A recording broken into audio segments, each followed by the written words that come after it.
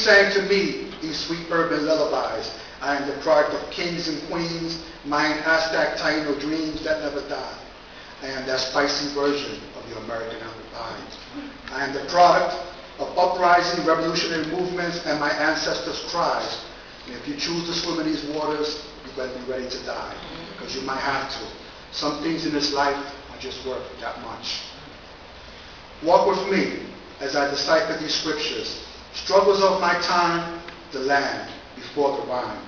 Structured in the mind, no need for the nine. This complex life of mine, 1975, the movement has arrived. Funny of this, no one should speak, a subject all too deep. A childhood that seems lost, never had the means to floss, abandoned by this cause.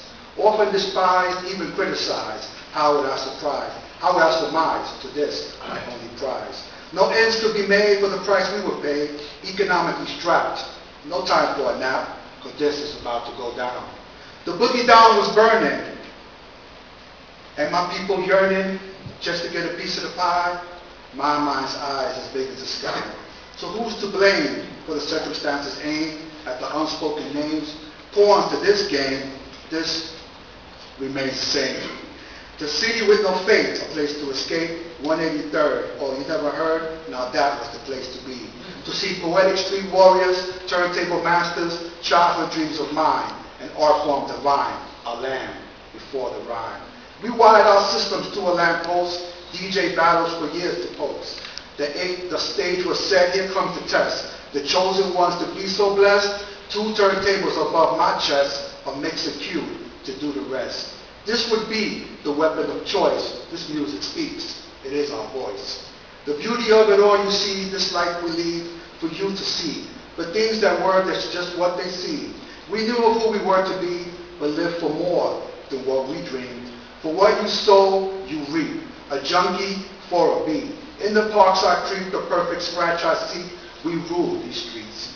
A pioneer, you say? From way back in the days, no royalties to pay. No riches came my way.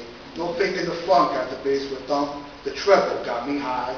My revolution has arrived. Hip-hop supreme, no cheddar, no bling. Guided by knowledge, no need for the cream. So tell me now, can you answer this riddle? Never have so few done so much for so little. We spit you out the chance in this b-boy stance, never to realize what would be our prize. Who would have known? Industry now owned, globally world known, our baby is full grown. And although the legend goes, we birthed this flow, but who are we? Nobody knows. Call me the mixer, for the mixer is me. I rock the speakers, and the speaker is me. You seek the teacher is me. I am hip-hop, and hip-hop is me. Yeah!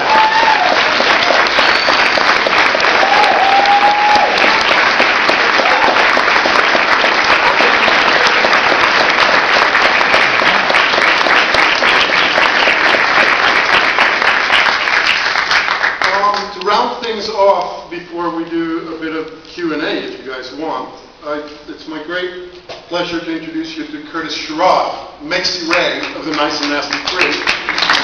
And I would like you to tell the audience a little bit about what you guys are up to on 125th Street right now.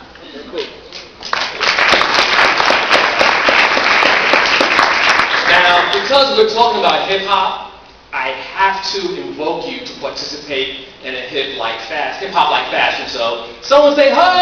Ho! Good. I saw his Air Force One, it was like, I got to keep it real. So, Yeah. All right, now, I'm the executive director at the Hip Hop Culture Center of Harlem. And what we do there, we use hip-hop to bring the young people in. And once we get them there, we teach economic literacy, political awareness, hip-hop and civil rights, diet and nutrition. Everything has been done in a hip-hop record. So we can take your lesson plan, regurgitate that lesson plan, and teach any subject matter. And Yeah.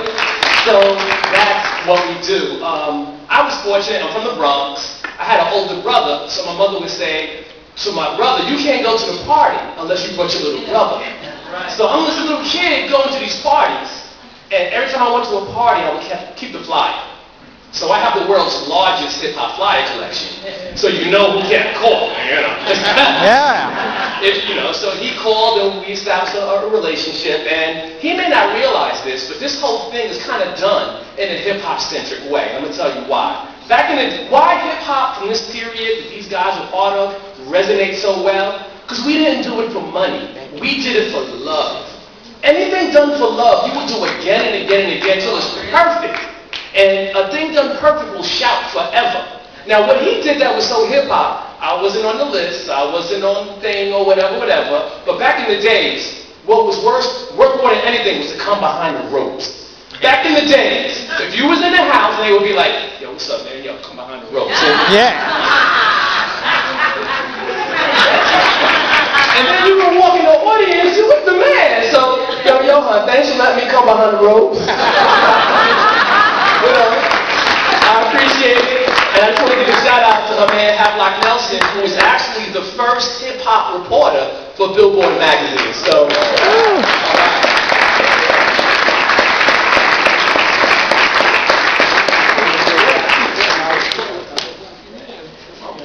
Thank you, guys. Any questions? Can we hear more? Go ahead. One of the things that I'm trying to do as an older alumnus, my God, it's a terrible thing to be an older alumnus, is to bring back a course that was taught 50 years ago on ballad and folklore. And it seems to me that what you guys have done is really modern ballad and folklore. It's not Appalachia anymore.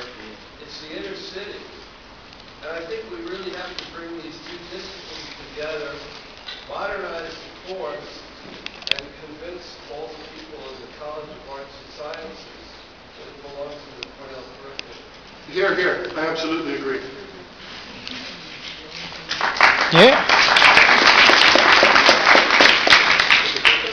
Sophia, you got a question? Who invented hip-hop? Sophia just asked who invented hip-hop. Which one of you gentlemen would like to field that?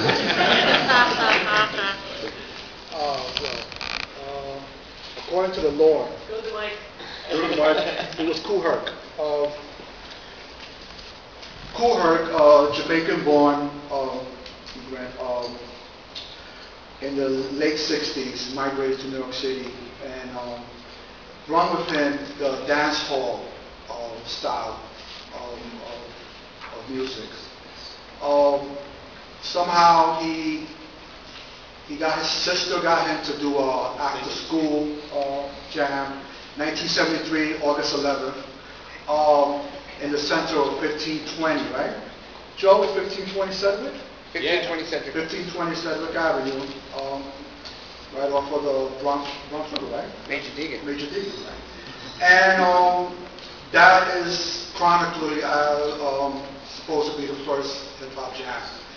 I got to see Kool Herc in 1974 at the Webster PAL, and he already was a legend. So it has to be so.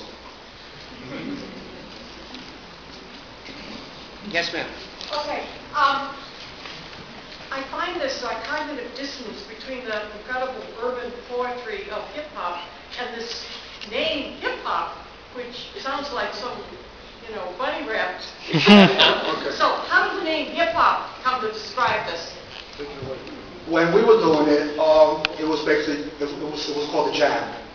When you go to the next jam, we join the next party, the next get down, the next get together.